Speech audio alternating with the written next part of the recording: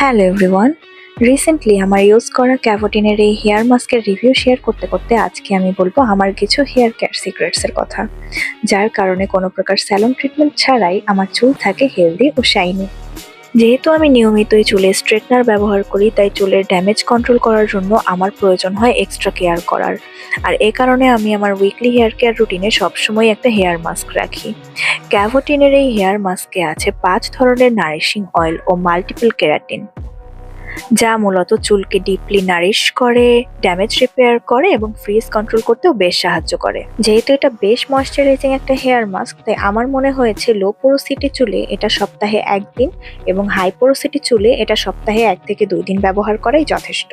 আর এরকম deep conditioning product ব্যবহারের ফলে চুলে একটা ময়েশ্চার লেয়ার তৈরি হয়, যার ফলে চুল হিটের কারণে হওয়া হেয়ার ড্যামেজ ও ব্রেকেজ থেকেও কিন্তু রক্ষা পায়।